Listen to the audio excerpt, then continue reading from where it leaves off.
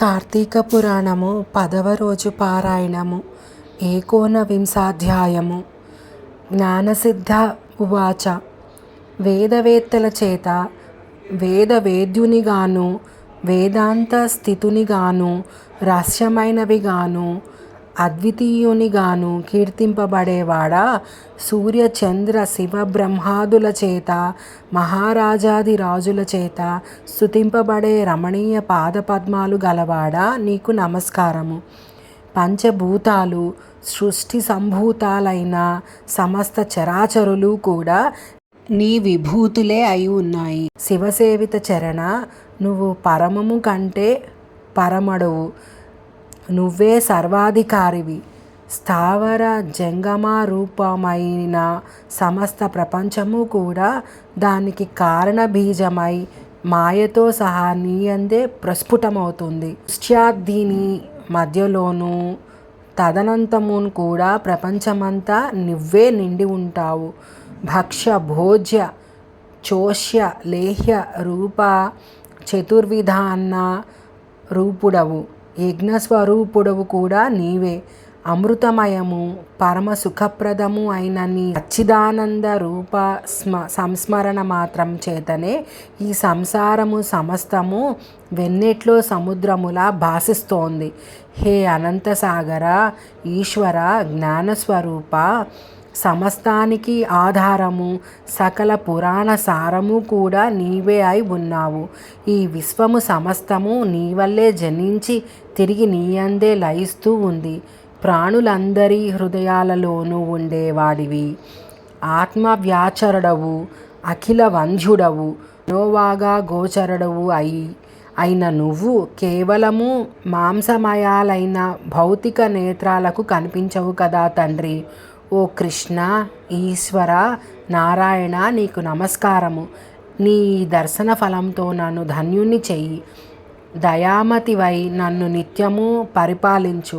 జగదేక పూజ్యుడవైన నీకు మొక్కడం వలన నా జన్మకు సాఫల్యాన్ని అనుగ్రహించు దాతవు నేతవు. కృపాసముద్రుడవు అయిన నీవు సంసార సాగరములో సంకటాల పాలవుతున్న నన్ను సముద్ధరించు. హే శుద్ధిచరిత, ముకుంద, త్రిలోకనాథ, త్రిలోకవాసి, అనంత, ఆదికారణ, పరమాత్మ, పరమహంసవతి, పూర్ణాత్మ, గుణాతీత, గురు, దయామయి, విష్ణు, నీకు నమస్కారము. నిత్యానంద, సుధాబ్దివాసి, స్వర్గాపవర్గప్రద, అభేద, తేజోమయ, ఉత్పద్మస్థిత, ఆత్మారామ, దేవదేవేశ, గోవింద, నీకిదే నమస్కారము. సృష్టిస్థితి లయకార, వైకుంఠవాస, బుద్ధిమంతులైన వారు నీ పాదాలయందలి భక్తియనే పడవ చేత సంసార సాగరాన్ని తరించి నీ సారూప్యాన్ని పొందగలుగుతున్నారో అటువంటి తేజస్వరూపులైన నీ పాదాలకివే నా ప్రణామాలు. వేదాల చేత గాని శాస్త్ర తర్క పురాణ నీతి కావ్యాలందుల చేత గాని మానవులు నిన్ను దర్శించలేరు.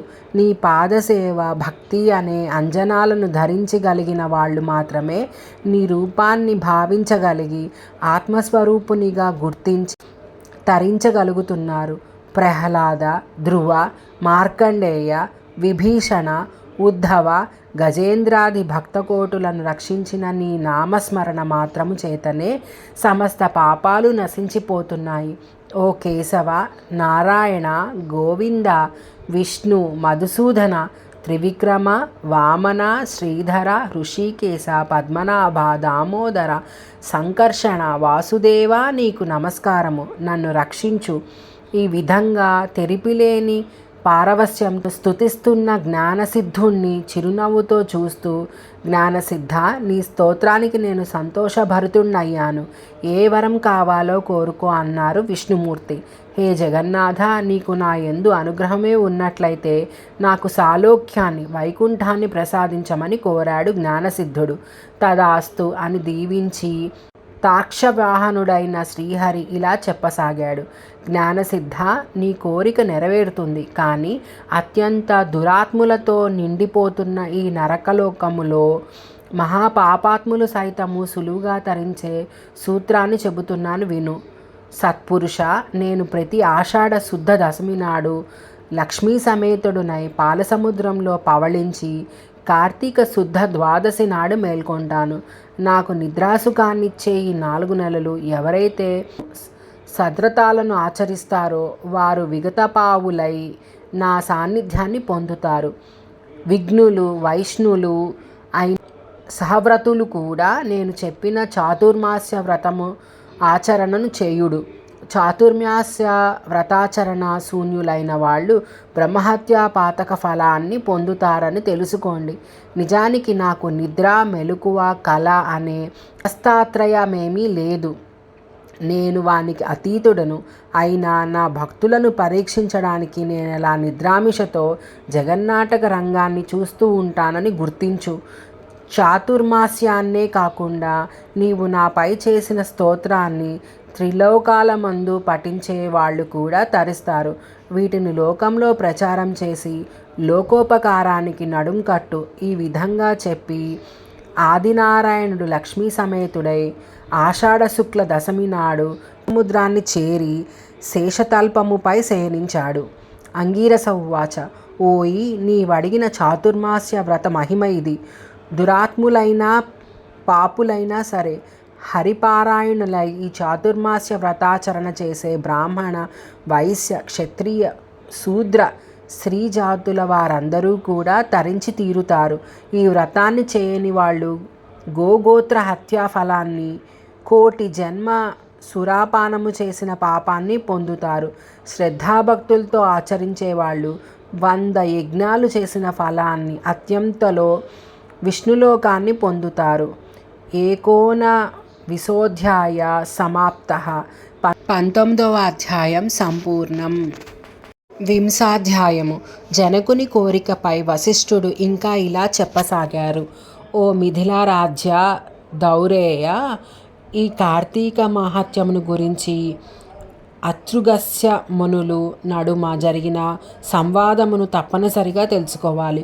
ఒకనాడు అత్రి మహాముని అగస్త్యుని చూసి, కుంభ సంభవ, లోకత్రయోపకారం కోసము కార్తీక మహాత్య బోధనకై ఒకానొక హరిగాథను వినిపిస్తాను విను. వేదముతో సమానమైన శాస్త్రము గాని, ఆరోగ్యానికి ఈయడైన ఆనందము గాని, హరికి సాటైన దైవము గాని, కార్తీకముతో సమానమైన నెల కానీ లేవయ్యా. కార్తీక స్నాన దీపదానాలు, విష్ణువర్చనల వలన సమస్త వాంఛలు సమకూరుతాయి. ముఖ్యముగా కలియుగ ప్రాణులు కేవలం విష్ణుభక్తి వలన మాత్రమే విజయ, వివేక, విజ్ఞాన, యశోధన, ప్రతిష్టాన సంపత్తులను పొందగలుగుతారు. ఇందుకు సాక్షీభూతముగా పురంజయుని ఇతిహాసాన్ని చెబుతాను విను. పురంజయోపాఖ్యానము. త్రేతాయుగంలో సూర్యవంశ క్షత్రియుడైన పురంజయుడనేవాడు అయోధ్యను పరిపాలించేవాడు. సర్వశాస్త్ర విధుడు, ధర్మజ్ఞుడు అయిన ఆ రాజు అత్యధికమైన ఐశ్వర్యము కలగడంతో అహంకరించిన వాడే బ్రాహ్మణ ద్వేషి, దేవ బ్రాహ్మణ భూహర్త, సత్యశౌచ విహీనుడు, దుష్ట పరాక్రమయుక్తుడు, దుర్మార్గవర్తనుడు అయి ప్రవర్తించసాగాడు. తద్వారా అతని ధర్మబలము నశించడంతో సామంతులైన కాంబోజ, కురుజాదులు అనేక మంది ఏకమై చతురంగ బలాలతో వచ్చి అయోధ్యను చుట్టుముట్టడించారు. ఈ వార్త తెలిసిన పురంజయుడు కూడా బలమదయుక్తుడై శత్రువులతో తలపడేందుకు సిద్ధమయ్యాడు. పెద్ద పెద్ద చక్రాలున్నది, ప్రకాశించేది, జెండాతో అలంకరించబడినది, ధనుర్బాణాదిక శస్త్రాస్త్రాలతో సంపన్నమైనది, అనేక యుద్ధాలలో విజయం సాధించినది, చక్కటి గుర్రాలు పూర్ణించినది, తమ సూర్యవంశాన్వయమైనది అయిన రథాన్నధిరోహించి రథ, గజ, తురగ పదాదులు అనబడే 4 రకాల బలములతో నగరము నుండి వెలువడి చుట్టుముట్టిన శత్రు సైన్యములపై విరుచుకుపడ్డాడు. ఏవం శ్రీ స్కాందపురాణాంతర్గత కార్తీక మాహత్యే ఏకోనవింశతి అధ్యాయౌ 19-20 అధ్యాయాలు పదవ నాటి పారాయణము సంపూర్ణం.